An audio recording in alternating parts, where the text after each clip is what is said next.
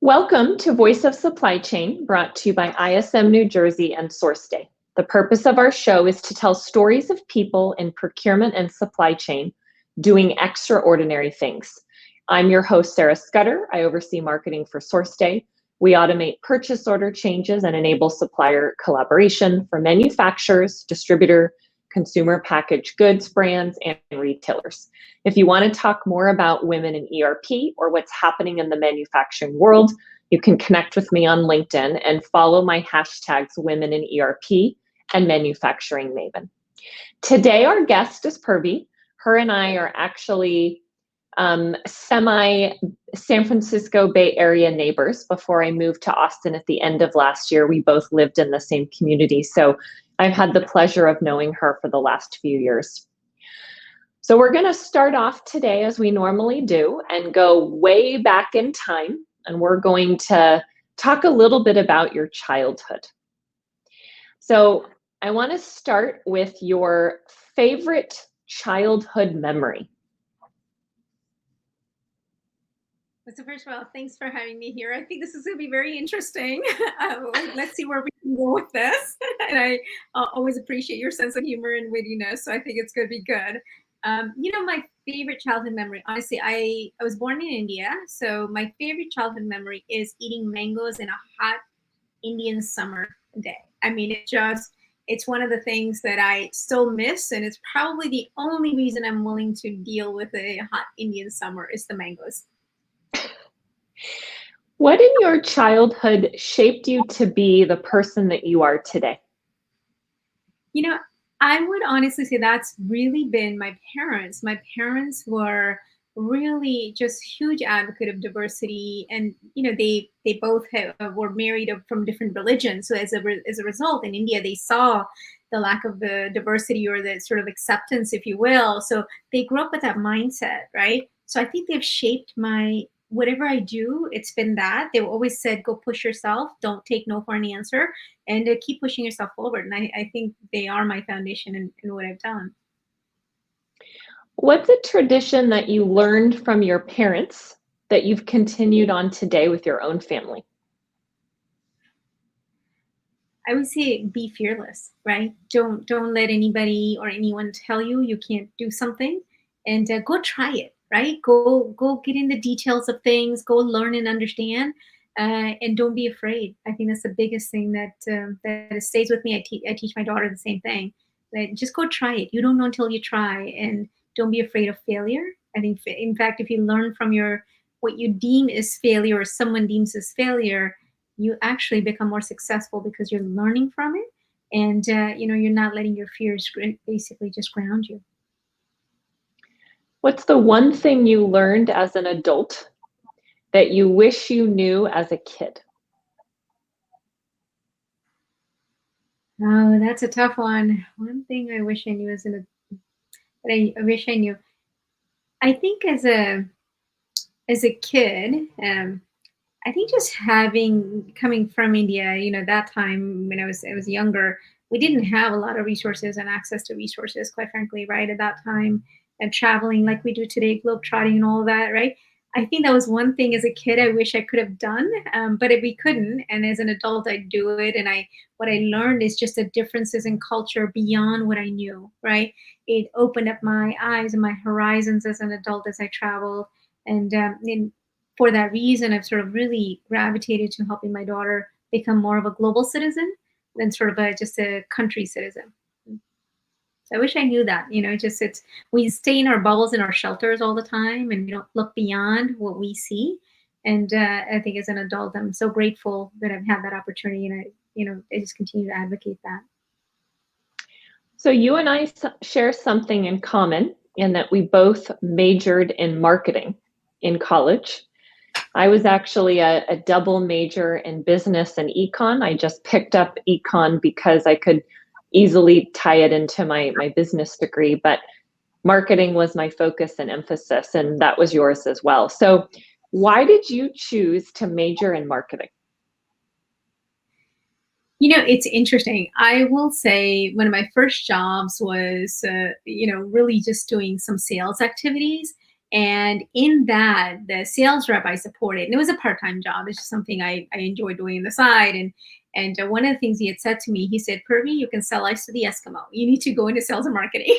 And so that's how I ended up, to be honest, right? That's how I ended up in that. Of course, my parents had a dream of me becoming an engineer. Being in an Indian background, we only had options of you could be a lawyer, a doctor, or an engineer. And my first major actually was computer science and engineering. And while I really liked it, what I realized, I'm such a people person. And in the sales and marketing world, I learned that that's just really about people, right? You get to interact with people. I'm an extrovert. So as a result, it just really naturally fit for me. So that's how I ended up in marketing. What's the most important thing you learned during your undergraduate program? Most important thing I learned. I would say I learned. So there's a few things that you learn, right? But one of the most important things that I think I learned on that was being strategic. How to be strategic. It's not something that they teach you really, right? I was grateful enough to have fantastic teachers and mentors in my life that kind of helped me through that. And there were some coursework that I realized, this really helps me to be strategic, to think differently. And I think that's the biggest thing I learned. And I think being a marketing major too, that also helped, because marketers are, you're brought up to think outside the box, right? You need to come up with creative ways of solving the problem, right, etc. And so I think it helped me to be more strategic and really think more broadly than just sort of in my little silo.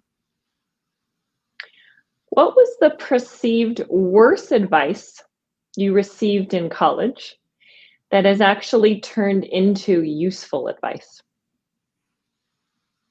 I would say the worst advice I had was, after you finish college, right? Like, you never have to learn. And but the thing, so sorry. So the thing was that, right, there were two schools of camp. One camp was saying, you're done learning, you graduated, you're done, you just, you go work and you live your life. And then the other one was, you need to keep learning. And at that time, I thought that was the worst advice, because, look at how many years we spend learning and studying. And I'm like, what? You want me to learn more, learn more? And it turned out to be the best advice, right? Just because it's that learning that's helped me to continue to do what I do. And I just enjoy it. And I do think that after years of learning, you do get to a place, especially in college, you're like, I don't want to learn anymore. I don't want to go to a class. I don't want to do that. And I'm just so glad I didn't listen to myself and actually continued learning. What did you think you wanted to do after graduation? After graduation, to be honest, for me, after graduation, I really wanted to really just excel. If you were to ask me what my dream was, I will say I wanted to be the CEO of Pepsi at the time. And then Indra, I knew you did it, and I said, okay, great, I can't do that anymore. But honestly, I just wanted to continue helping to grow business. That was my intention. And so I really wanted to do something where I did something that was impactful and meaningful. I didn't want it just a job. I didn't want to check the box job. It just was not my thing. And I wanted to make sure that I was in a role or in an environment where I can continue to contribute and I feel valued and I can give value back. So you decided to go back to school at some point and get a master's degree. Why? To be honest, I've been blessed enough to be around, just some amazing people. And, in the beginning of my career, I was around really smart people. And to be honest, I kind of felt like I'm really not smart enough, right? And I felt that in order for me to continue to learn and grow and, to be able to have the level of confidence and be able to have those conversations with super smart people and be able to be strategic, that I needed to continue learning. And that's, of course, Kellogg, my alma mater, right, going back to MBA. It's the #1 marketing school in the world too. So it just fit. They taught me a lot more things around how to hone my skills. So that was great. Was going back and getting a master's worth it? 100%. I would advocate. In fact, I've told my daughter, you can't do anything until you finish master's. Just I've learned so much. It wasn't easy. It was definitely difficult. There were times I wanted to quit. There were times I'm just like, I don't want to do this. Why do I need to do this? but I'm so glad I did it, and it was super worth it. I think there's, now as a global citizens, and we interact with so many people around the globe.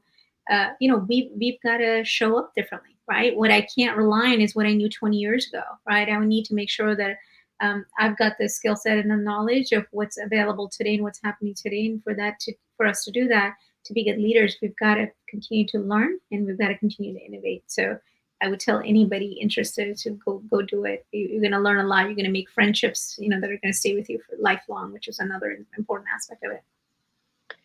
What was your first paying job after college? My first paying job. So for me, it was a little bit different. So when I did my, when I did my master's, during my master's, I was still working. So I was working and going to school. So I was grateful that they gave me the opportunity to do that. I will say my first job really was at the UC, my first real job. Before that, it was just all, just fun and games. You're young, you're a young adult and do what you want to do. And I did a bunch of sales. And my first real job was in sales, right? It just being a sales assistant. I did great at that. But my first real paying full-time job, I was starting at UC. And I was grateful for that. Again, super smart people. And I think my work there is what got me to thinking that I need to be smarter. I need to go learn, and that's why I went back to do my MBA. And then and I was so grateful to be at J&J at the time, who supported me to not only continue working, but then also go finish my college, my master's. So why'd you leave your first job? I left it. It was interesting because I ended up over there because I got asked to say, well, you do great sales with technology and all of that. Why don't you come and work on the other side, which was the procurement side? And I thought, that's interesting. It's no quotas. I can go and do the same thing. It's just I don't have to worry about my quotas going up and then my comp going down, right? Or staying consistent. So I did that. But one of the things that I realized, having dealt with a lot of different customers that, enterprise customers that, at the time, is that what I did was fully transferable across industries, right? So for me, it was something that was in my mind. And when I got the opportunity, it was in a completely different industry. And I said, oh, this is interesting, right? So I ended up actually going to go work for J&J. And I'll tell you, there was another personal reason. My daughter was born at the time. So when I was at UC, she was born, and she was a preemie. She was 1 pound 11 ounces when she was born. And as a result, I got to know just doctors and nurses and everything, that the hospitals and everybody does. I really wanted to go and work for a company that was, helping to improve lives of the patients and the doctors and the nurses. And there's no better company than J&J. So at that time, I said, all right, that was a personal reason why I left. I still have great friends at UC. We still talk. And, I think under different circumstances, perhaps I may not have left. So what did you do at J&J? So I was brought in to help manage their vendor management, set a vendor management function over there, and really just to help. At that time, nobody was really outsourcing fully, if you will. There was no sort of managed services model. So it was really to like, hey, we're going to go do this. We're going to go do some work. Come and help us. And I thought it was an interesting opportunity because I did understand the space.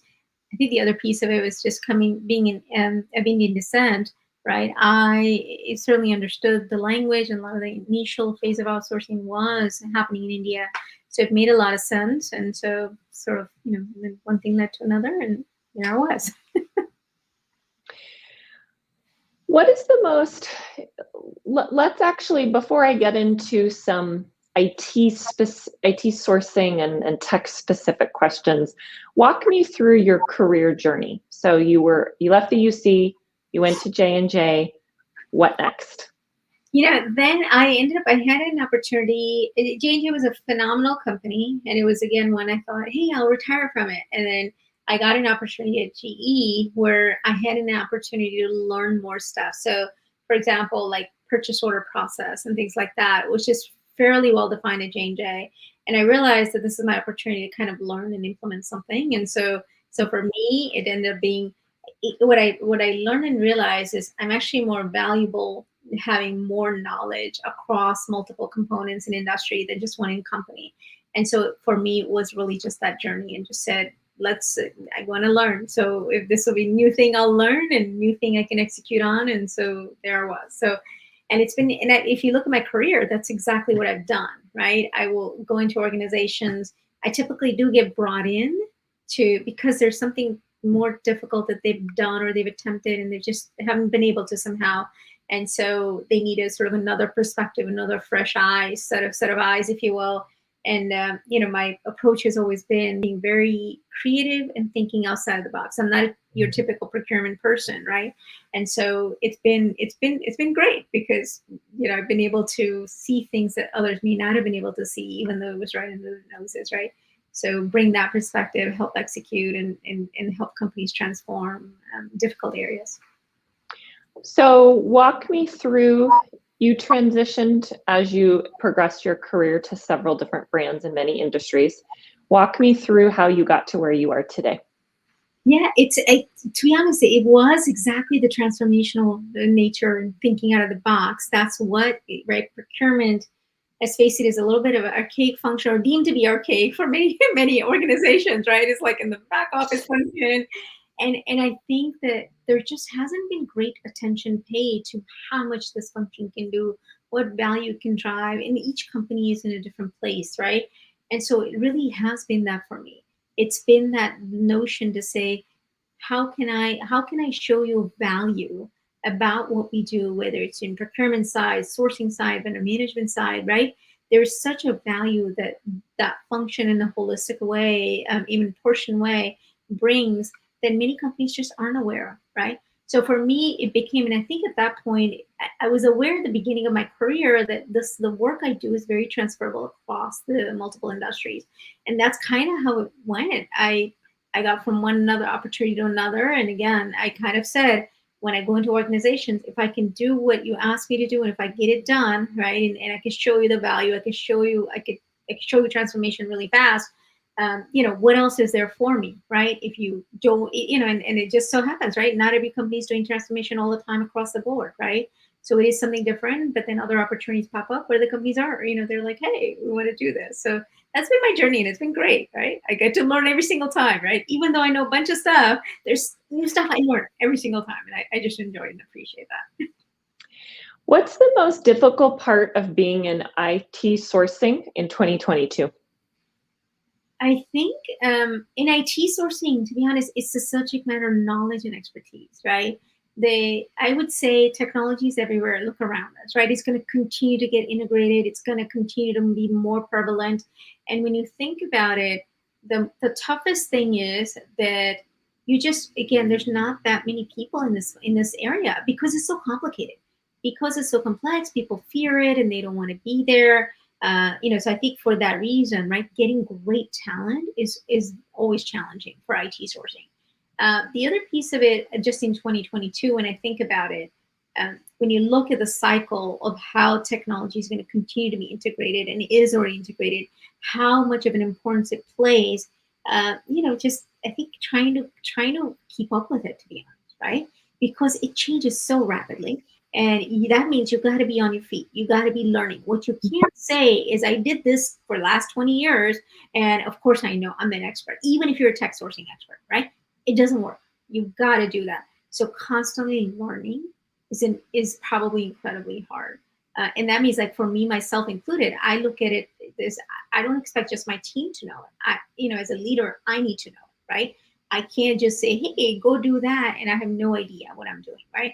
And so for me, it is one of those things. Like, I do take my classes at nighttime, right? When I want to learn something, I'm constantly looking at webinars, or on my weekend, I spend my personal time so that I'm well educated, so that I can be the most effective leader, right? Whether I'm doing a deal transaction because it's large enough and high visibility, or I'm helping coach the team to kind of get there. How should supply chain professionals better leverage technology at their companies? So it's sort of, I would say, going back to, again, this area has been very, very heavily underinvested, right, for the longest time. I think that technology professionals, two things they need to, supply chain professionals, two things they need to do. One is they need to advocate that we need proper tooling, right? Tools and systems matter. because it's not that we're not great at doing what we do, but how are we going to replicate ourselves, right? One of the biggest challenges for our function is when you do a great job, you get stuck in that job for 10 years. And like, how boring is that, right? The only way we can evolve further is if we can gain agility and velocity to what we do. And that means we have to embrace technology. So I think that's the number one thing, right? Number two is really kind of advocate for it. Like, don't shy away from it, right? It show and demonstrate that technology, this is how it's going to help. This is how it's going to continue to bring that agility and velocity. And I think we don't, just again, because the functions have been so heavily underinvested over time, we don't focus on training. We don't, we tend to carve out budgets that we don't have the budget. Let's just take out training for procurement teams. Or how are we elevating our team, right? So when you think about all of that gamut, at the end of the day, technology, like, you can only go after all these other things we really want to do if we have technology at play. When we're doing things manually in our process cycle, guess what? Everybody's just, getting sucked into that, right? So I'd say be an advocate of technology, embrace it, don't be afraid of it, and be on the forefront to say, sign up and say, hey, I'm willing to go down the journey to, to get tech enabled. I think that's going to be super important. And learn. So one of the things that I know that you're personally really passionate about is AI. How do you define AI? What does that mean to you? Yeah. So AI is a term that kind of gets thrown around in different ways, and people have a different understanding of it, right? I'll tell you, for me, having worked for a startup company that focused on AI and improving our process using AI, I actually learned a lot. So for me, AI is really, it's an artificial intelligence, but a lot of people are doing, right, machine learning right now. But it's a starting point, right? It's a baby step. So to me, I look at what AI should be able to do is to give us insights. It should be able to give us insights that we do not see, or that we can see, but it would take us a whole lot of data crunching, number crunching information, right? Give us better insights. And those insights cannot be, they can't be just static insights. They need to be constantly evolving, right? So AI, true AI in its form, should be learning, right? It's learning from the different training scenario. It's learning from the different data set that it's ingesting, and it's giving us better insight. The better the insights, the better you get, right? Your AI gets. So I think there's a lot of different flavor of AI today, and again, not a bad thing. Actually, it's a good thing, because that area does need investment, right? We need to continue embracing that. And so, but depending on product or process, they're at different stages of journey. At the end of the day, I look at AI, it should be able to help us take away all of our mundane tasks, which it can. We just need to make sure that we have properly trained data and insights, relevancy for the insights, and the context is there, so it can give us that better insights. What are the benefits of AI? Take away all these mundane tasks that it's just like, it's mind-boggling, right? It's mind-boggling to me how much time we spend on mundane small stuff that can be easily done by AI. I think that's one. The other thing is it gives us insights that we didn't think about. It allows us to actually ask different set of questions that we didn't think about, right? It also helps to expose some of our own biases, quite frankly, right? I learned that when I went to the AI company, and I didn't realize that, and that I had a bias, and on some things. But again, if you've done it for a long time, you do think that you know it all, but you realize, oh no, you really don't know it all, right?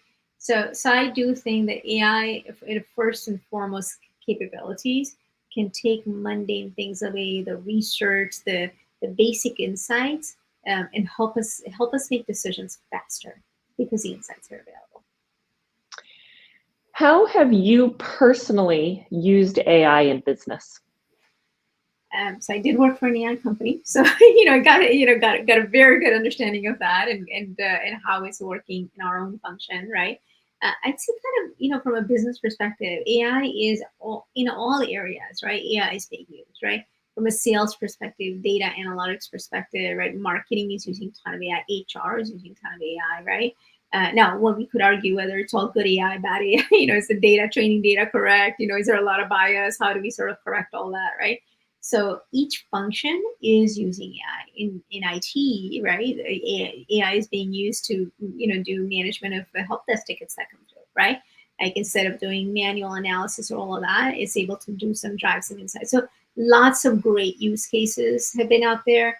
I would say before COVID, in fact, we used to have these conversations before COVID that people thought AI is probably a 10-year journey before it's really in enterprise world and it's really in business environment context, that not out of the lab or POCs.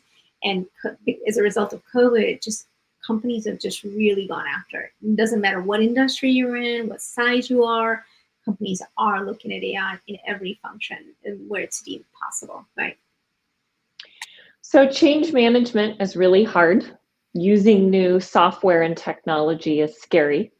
What are the biggest risks right now for companies rolling out or considering AI? I think the biggest one is not having the business, the knowledge, the people, the knowledge workers, the subject matter experts, not having them involved in the journey, right? AI is not just a bunch of AI engineers, connecting, writing code and then, hey, here's a fancy thing I built.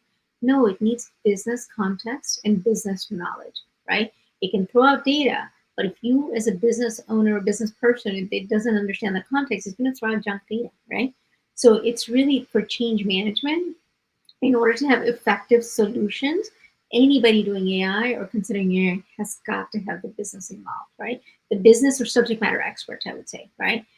If you think about it, right, if you don't involve them, one, the teams are not going to embrace any of it. Second, your AI is probably learning stuff that maybe it really doesn't even need to learn, right? It's asking questions, which again, different questions, but they really have.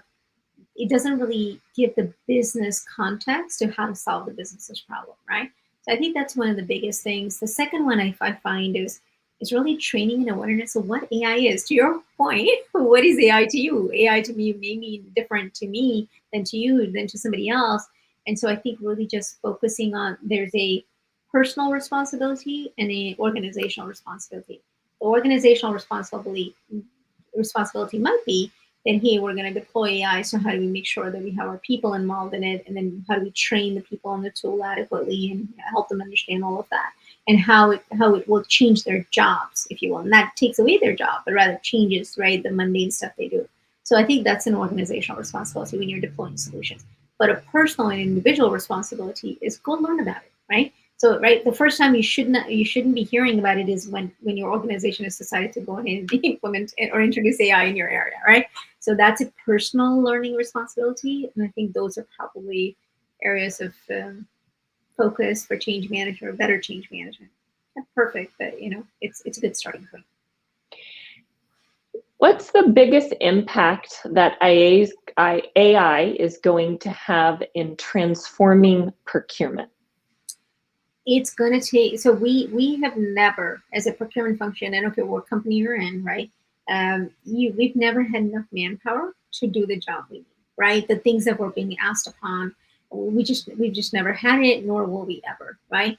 So I think that's one issue. And the tooling, because there's been such a heavy underinvestment in training and in tooling and in people and processes, that we can't effectively get everywhere. So I think the biggest thing AI can do is take away all the mundane tasks and mundane things that the teams have to do today using AI, right? So they can actually be focused on doing high value stuff. So it's really that taking away the low value stuff that everybody hates anyway, right? Nobody wants to go do this, that, and the other in a crunch, they just don't, right? And so it'll just take away all of those mundane tasks. So our people who really are good at the higher value strategic work, they can focus on that. And that's what excites me, right? In procurement, there's so many places, right? You could think about the entire life cycle of procurement. You can have AI in RFPs, selection processes, running RFPs. You can have AI in the AP side of the house, right? So there's so many, like even, I'm starting to see AI being applied in some potential category management area, which was traditionally deemed to be difficult to do. And it is difficult, right? So just, again, the solutions are continuing to evolve, and I'm excited to have it be integrated across all aspects of what we do, right? Because that's just going to free up our people to do great, strategic and high value work. So you made a pretty big change in your career. You went to working for some very large companies to joining a startup. Why the change? I actually did it to learn, to be honest. When I got the opportunity, one of the things I thought about, I said, how will I know and learn about AI except for being in it, right? So I saw it as a learning opportunity. I realized that the organization I was with at the time, I mean, they weren't really open to moving even to the cloud. So they were probably 10 plus years away, maybe perhaps 15 away from even being able to look at AI. And again, as a tech sourcing leader, I'm always constantly looking at what's happening in technology, right? I need to be able to know what's happening so I can support my stakeholders, right?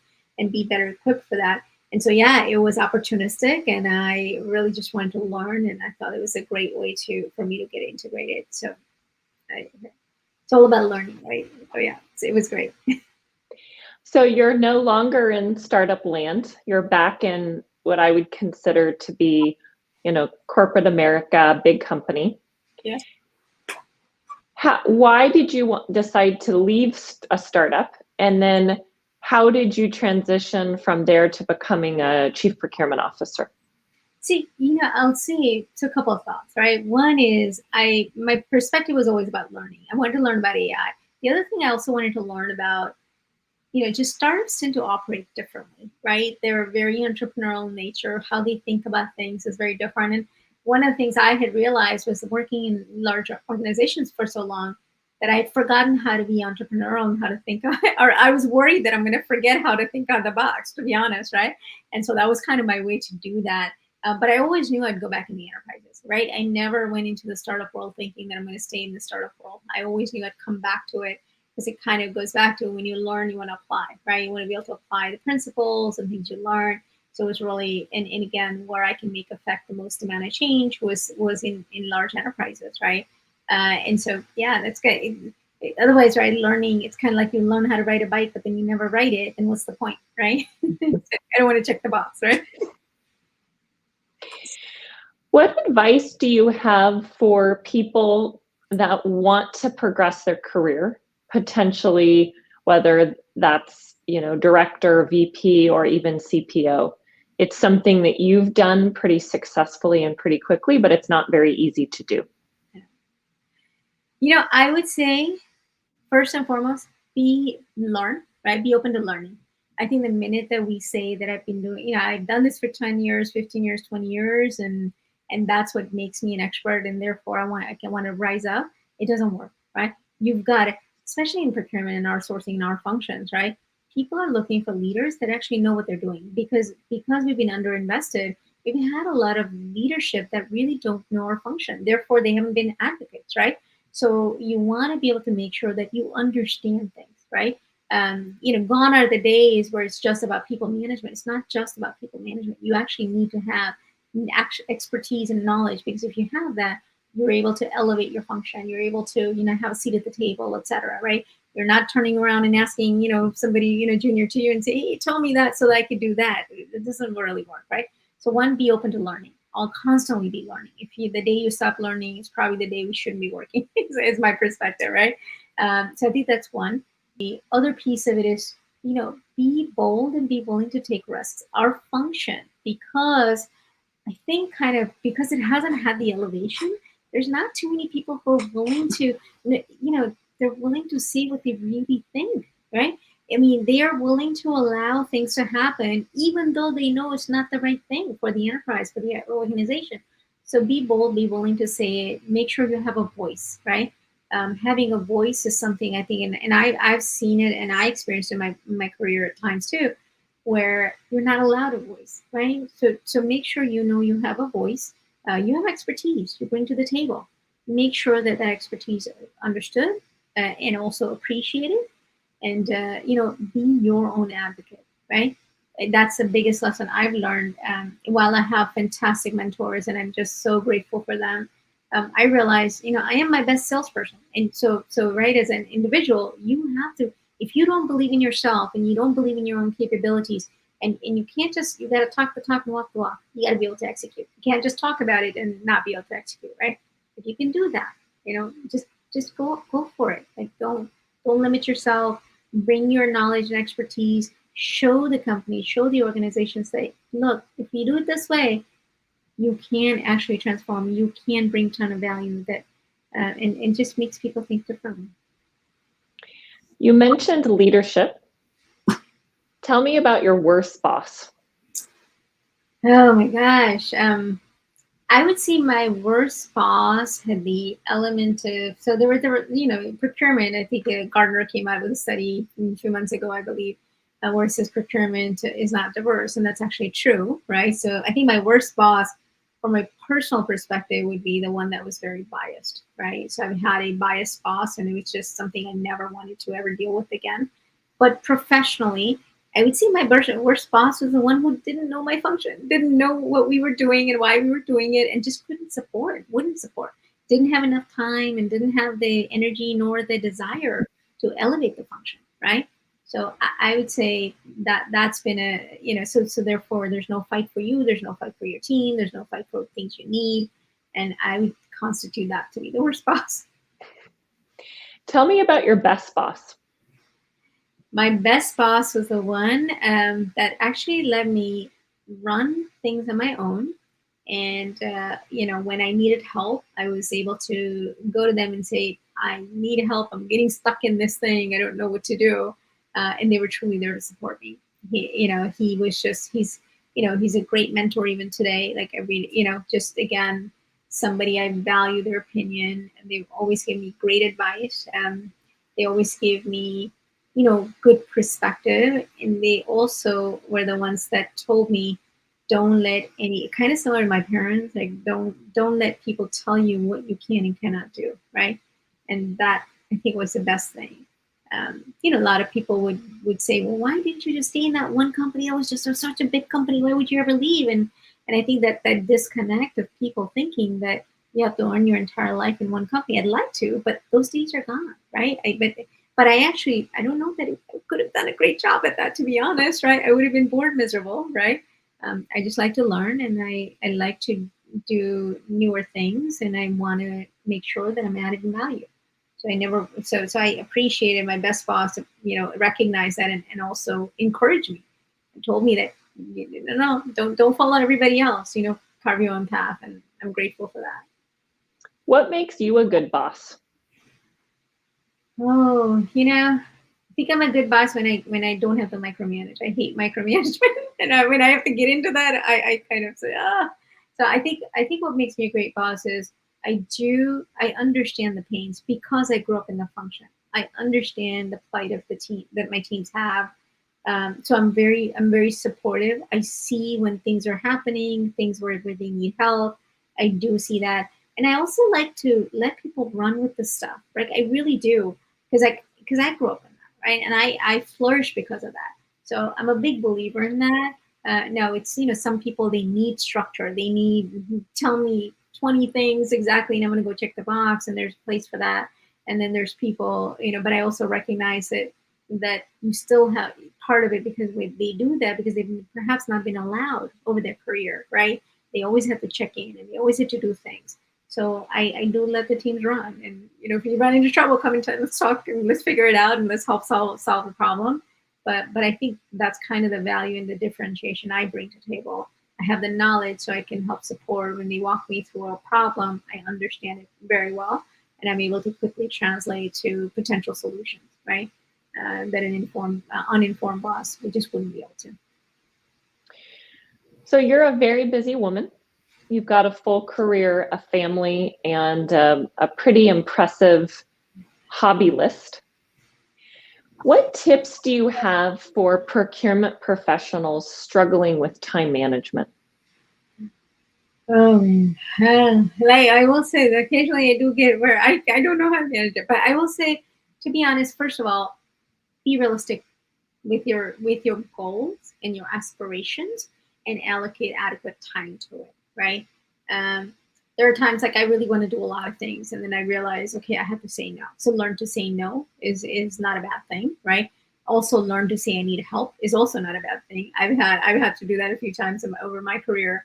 And I think time management, to me, it's really just, if you love what you're doing, you're gonna find time, right? That's what I've found about myself, that it's the stuff that I don't like, that's where I don't want to spend the time, right? So if I find myself that I'm spending 70% of my time doing stuff I don't like, I find an active way to shift it, right? To say because I want to do what I do, and the effective way to do it is knowing where you need to be, knowing when you need to be, and don't just show up to meetings just because people invite you. Just be very intentional about how you spend your time and make sure it's focused on things that actually help you get to where you need to get to, or your organization, or your goals and objectives, right? We spend too much time going from meeting to meeting without really even knowing whether we need to be there, right? And I think that's, we have to self-reflect, to self-time manage. We have to self-reflect and say, do I need to be there? Can I delegate it to someone else on the team who can do a better job at this than me, right? What value am I adding? And I think if we start asking ourselves that, we can get a lot of our time back. Most important career lesson you've learned? Most important career lesson. Oh my goodness. Career lesson, I would say that that's a tough one. I go back to strategic thinking, right? I think the most important career lesson for me has been knowing how to be strategic and where your opportunities are. And I don't mean opportunity for you personally, but in the role that you're in, right? In the organization that you're in, being strategic, I think allows us to think differently and really focus and hone in on what we want to do. Yeah, that's the biggest thing. I tell people that if we're not strategic, we're transactional, and I don't want to be a transactional person, and I don't want any of my high skilled people to be transactional, right? No, it's part of the job. Don't get me wrong. So there are times I got to do things. I'm going, really, I'm doing this, but that's okay, right? So I'm okay with that. But knowing that my path is on a strategic, that I do spend adequate time on it, right? If that means I got to do it, at 9 o'clock at night, I'll do it because I love it, and that's what demonstrates me to be different than a transactional person, right? So I think that would be my guidance. Yeah. What's the biggest impact you've made in your career? Biggest impact. I would say being able to show the value in our function. Um, Partly because of the transformation work I've done, I've gone into organization, not all of them, but I have gone into organization where there really was this notion that our function is just has no value. It's to check the box, and what do we do with this? I've gone in and to say, no, let me show you. Let me show you the transformation this function can do, and that's what I'm most proud of, right? For me, it's not about, right, yeah, have I done, massive deals and saved a ton of money? Of course, right? That's part of our job. That's what we do, right? That's what we're expected to do. But I go in more with, I want to show that our function has value. Let the eyes be opened up so that people can see it differently, and they can help support it and elevate it and give it the attention and the investments that it needs, and the support that people need in order to get there, right? So they can be their best selves. But yeah.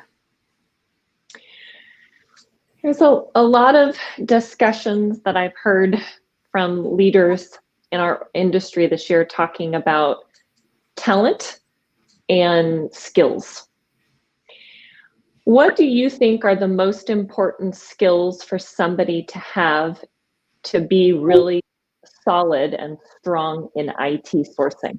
And I'm talking about skills today, not from skills 5 years ago, 3 years ago, right now in July in 2022.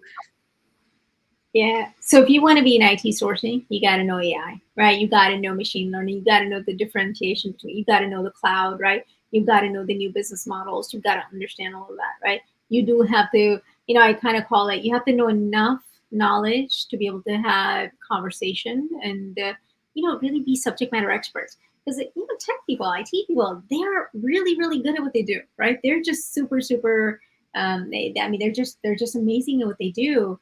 And what they want to know is, when you talk to them, they want to know that you can help them, right? So how do you help them? If you go in with a deer caught in the headlight look, never going to work, right? They're not going to trust you, and you're not going to be able to get anything done, right? So it's really just about having enough knowledge, knowing that there's the right questions to ask that on the tech side of the house, right? The other side of the house is bring your market expertise, right? When you start talking, here's where the benchmarks are, here's where the information is, right? They start to look and listen, right? They know that you understand.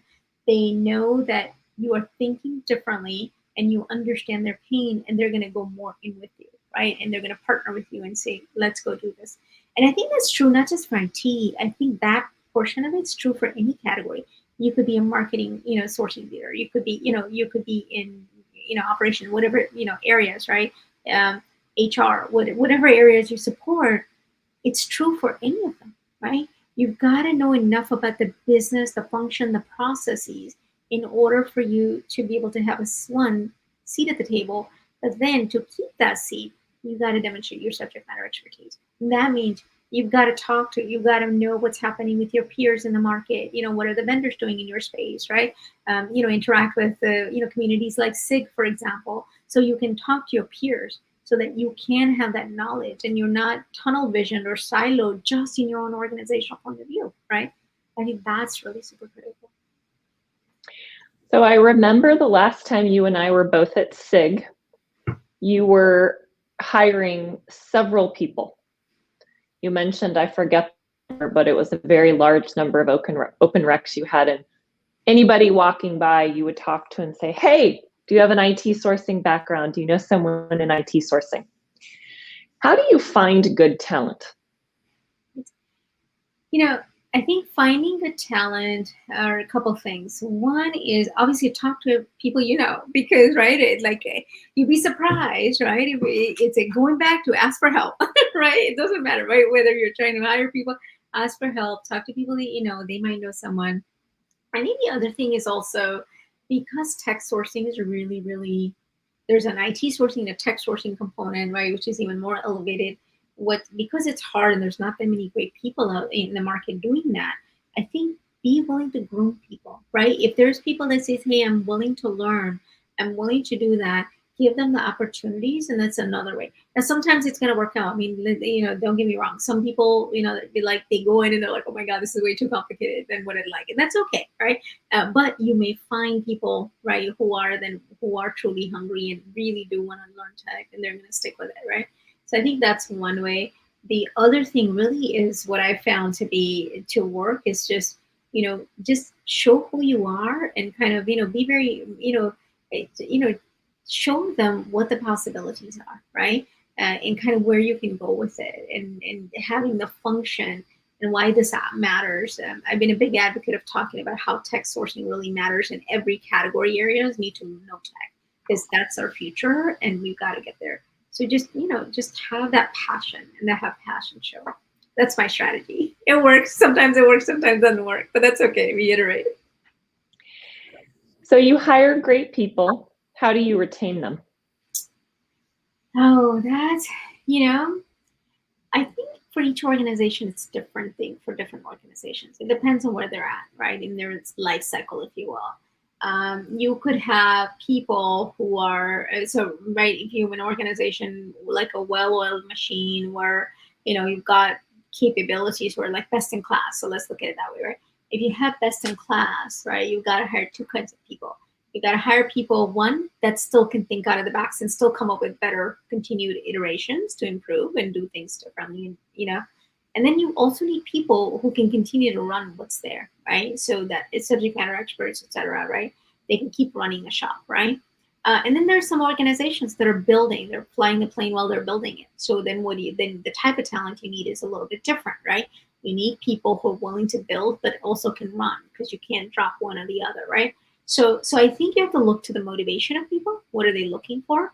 Certainly organizationally, I think procurement and our functions, because of historic underinvestment, right? What the compensation structures look like, how do you sort of revisit all of that? I think that's an important element. But fundamentally, I go back to, are we giving them ability to love what they do? If they love what they do, then it's not about a compensation structure. It's not about any of that. It's not about reporting relationships. It's really about, am I being able to do what I want to do, right? And I think if you can focus on that, people will be happy, right? when I get bored, and that's like the worst thing to do, right? So very similarly, right? We're all humans. We want to do things that matter to us, so make sure that they have things that matter to them. So I don't think I would ever put bored in the same sentence as describing you. One of the things that I think is super cool is that you are a playwright. And so would like for you to share a little bit with the audience today about your hobby and how in the world did you get into doing that? My hobby. So my family comes from, that kind of world. So in India, it's my dad and mom, they were a producer, writer, director, and songwriters. So I grew up actually on a set, being a little kid in India. So it's sort of in my blood. And quite truth be told, if I could figure out how to make money, doing movies, I would do that. And I dabbed into it at the beginning, as a very young adult, and I actually did pretty good at it. But what I realized is, I said, this is really great as a hobby, but I really want to do so, So it ended up being one of those things where it was that point in my life that I needed to have a structure, and I wanted the structure. And so it turned out to be the right decision for me. And but I love it. I still love to write. And part of the reason I write some articles and things is because of that. It keeps me connected to my writing and my creative side of things. And I think it's also helped foundationally for me to think out of the box, to be honest, right? I didn't grow up in a structured, typical environment, and so I had a chance to experience the freedom and taste some of that and creativity. So I try to incorporate it across what I do. Favorite play you've written? Oh, I think, so for me, it's, that's interesting. Well, it depends on who you ask. For me personally, my own, I don't know. I don't know that I would say, I would say all of my work probably needs continued evolution and improvement. I will tell you that I'm a very good friend of mine, and he's my producer, and he still is. He reminds me every other day he reminds me, you're wasting your life away in corporate America. You need to go back to the creative side, right? And I will say, I think, so I'm going to tell you his favorite is, it's a story around, it's like a sort of semi-horror, but not really. It was kind of one of the suspense kind of a story. And in fact, he pinged me a couple of days ago and said, "We need to go do that. let's go make this a new movie." So I don't know. I think I've written in different genres. I've written in sort of a horror / sci-fi kind of a genre. I have a drama, a comedy, right? So I can write in different genres, and so I kind of enjoy it. I do it for my enjoyment.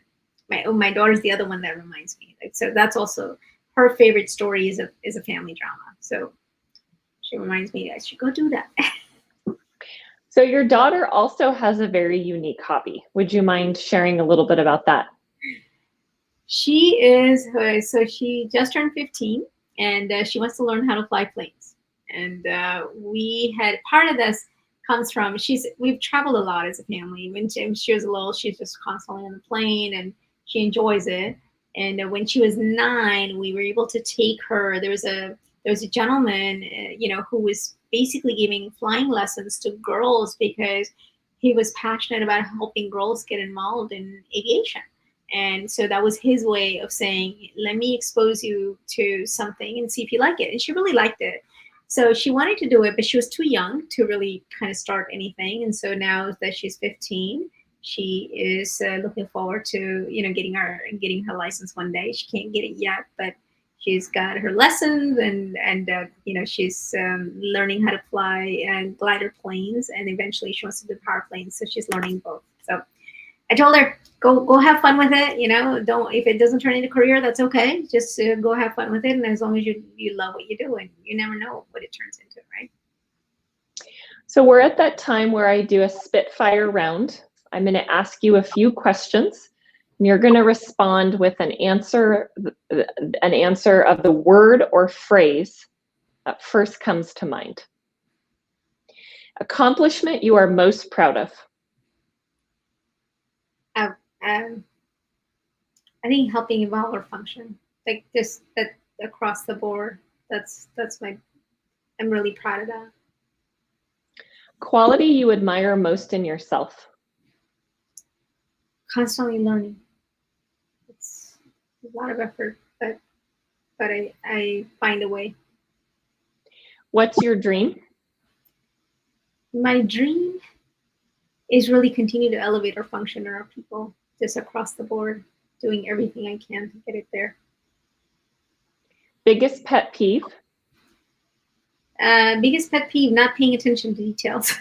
Sometimes that happens. Yeah, no, like, no, I think you've got to be detailed so that you understand. Yeah. Favorite thing to do in your downtime? Watch movies. Favorite movie of all time? Favorite movie of all time? I will say my favorite movie is an Indian movie. It's a movie called Hero, and it's still one of my favorite movies of all time. Favorite binge of 2022?